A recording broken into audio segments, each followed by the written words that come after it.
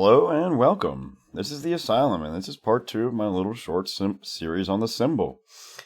In this video, we're going to cover some quick techniques on how to determine the most important thing you need to figure out first of all in the symbol, which is which color means which.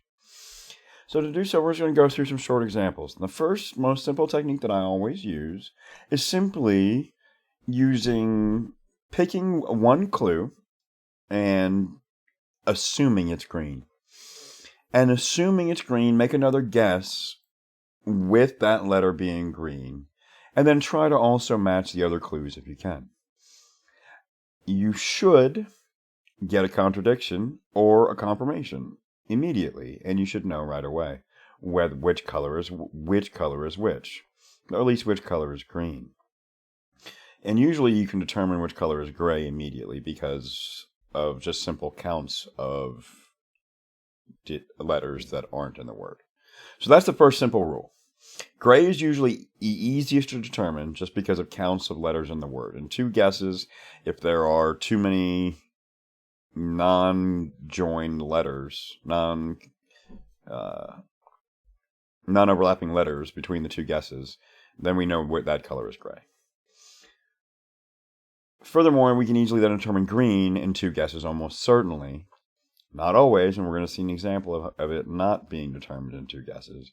But almost always we can determine which color is green in two guesses. So let's see some examples of how we do this. Let's always start with noisy, because it's my favorite starting word. And we see we get 4 blues and a yellow. We don't know which one is which, and it's our job to figure them out. Now, the only strong information we have is that yellow sticks out. So we want to determine whether yellow is green or not. We're going to assume that because there are 4 blues that it is gray. Now that's not a guarantee. I have run into this very problem where the answer was synod and the blue was actually yellow and not gray. But we're going to ignore that edge case for right now and just assume that blue is gray, and we're going to test green with the Y. Make sure to see if the yellow means green. And to do so, we're going to pick a word that has all new letters in it, because we want to get new letters as well. That's a high priority as well. It also means we're not going to confuse ourselves by duplicating answers. So let's pick fudgy and see what we get with fudgy. Fudgy gives us all new letters. And now that we've guessed fudgy, we see something very interesting. We see immediately that the Y's both are yellow. Or if the Y is green, if yellow means green, the Y's match up perfectly. Furthermore, if yellow were gray, well, first of all, yellow can't be gray because we have 6 different letters that are blue. So blue is certainly gray. So yellow can't be gray. Yellow is either yellow or green. If yellow were yellow, there would have to be a shared letter between guess 1 and guess 2 to go in that position. However, there isn't one, so that guarantees that yellow is green in this instance. That also tells us immediately that the U is green, so we know we've got something like a cute little puppy doggy. And so that's the basics of how to determine what color is what. Let's look into a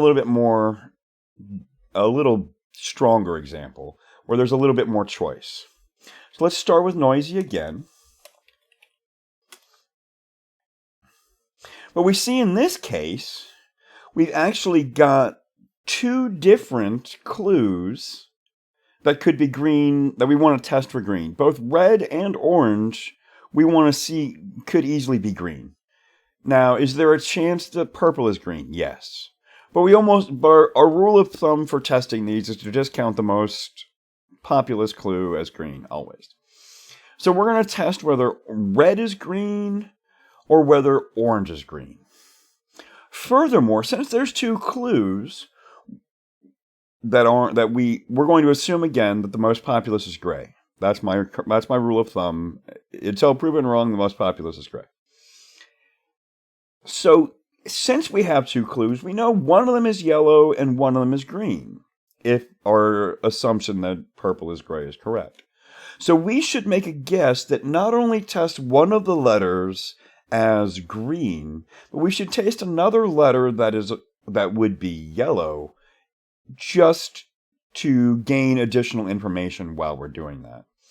A nice word, and then the other letters should all be unique letters that are new letters, so we don't get confusing information. And we gain some new information. So let's guess the word pasty.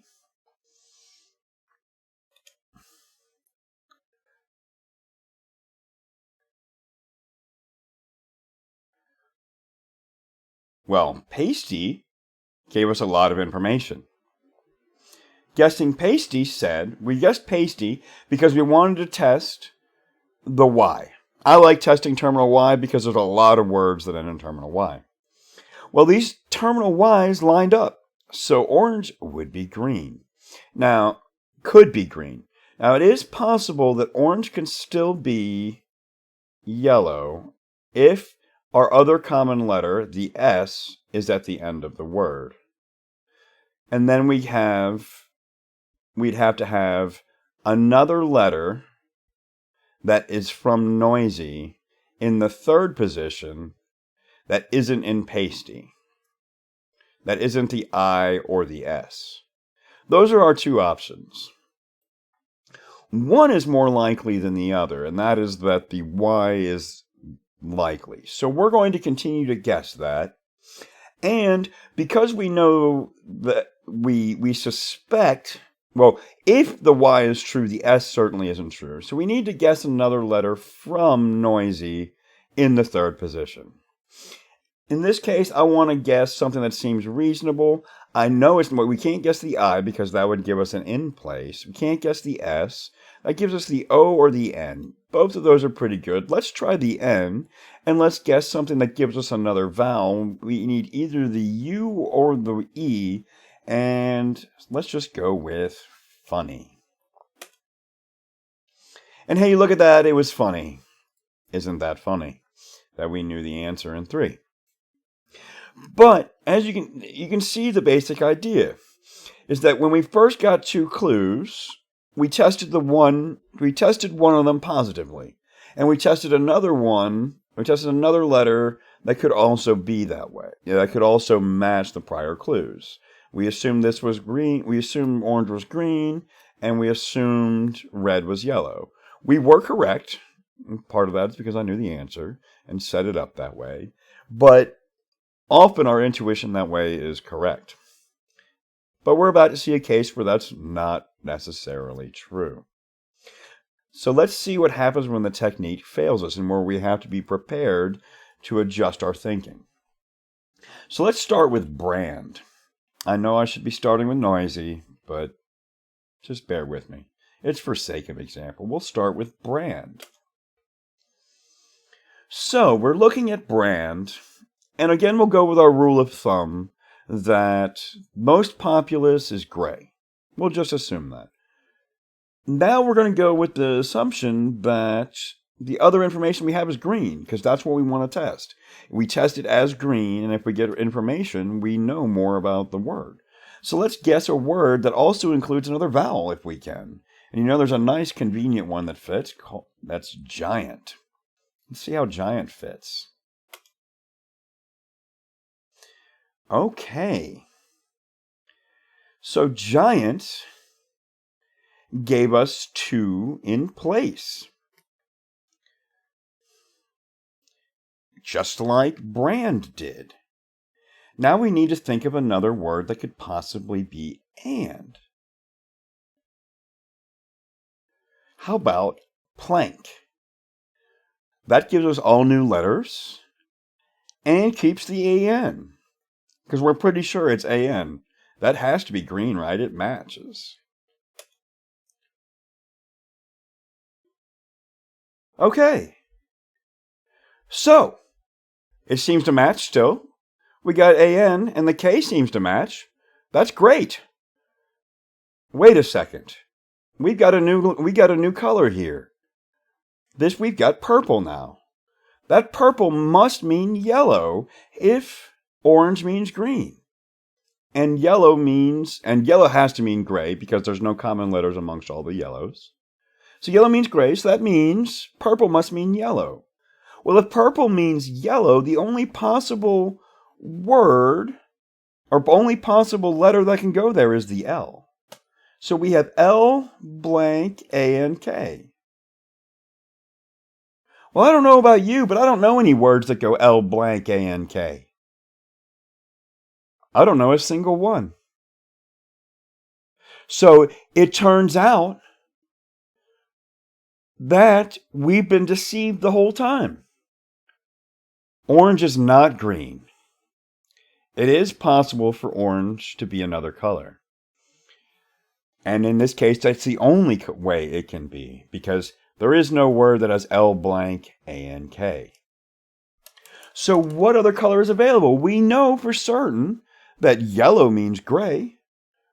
And if orange doesn't mean green, that means orange must mean yellow. Which means we then can look at this word and see that, well, if we have two common letters here and here in guesses 1 and 2, and they're in the same position, they have to be the same letters that are in the same word, so they have to be the N and the A. That's the only possibilities they can be. But since they're not in place, they have to be swapped.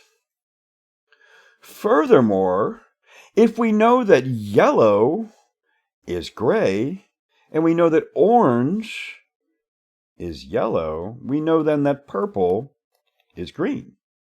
So now we've got P blank N, because we have to swap the A and the N, A, and then we have another yellow. Well, there's only one letter available to us. We can't use the K, because we need a third yellow in plank, so that gives us an L at the end. Well, I don't know about you, but there's only one word that I know of that matches that pattern, which is penal. So as we can see, our technique generally works.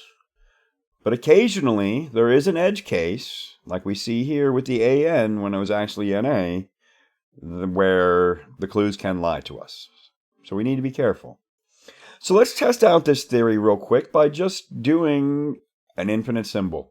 I haven't done this puzzle. We're going to it new. We're now playing in infinite mode, so I'm just going to try this one fresh out of the gate and show you how I think. We'll start with noisy. All right, we've got a lot of information here. So, we already know that since we have all three colors, that we have all three colors. One of these means something. And if you've seen the rest of the video, I bet you're going to guess which colors I'm going to guess is green. Since I'm guessing yellow is green, we're ending in SY. And it's easier to guess purple is yellow and put one letter in the second position that's either an I or an N and end in SY than it is to try and make orange or red yellow. So we're going to go with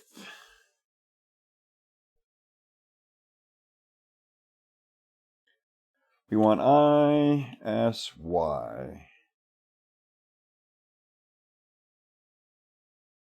We're going with tipsy.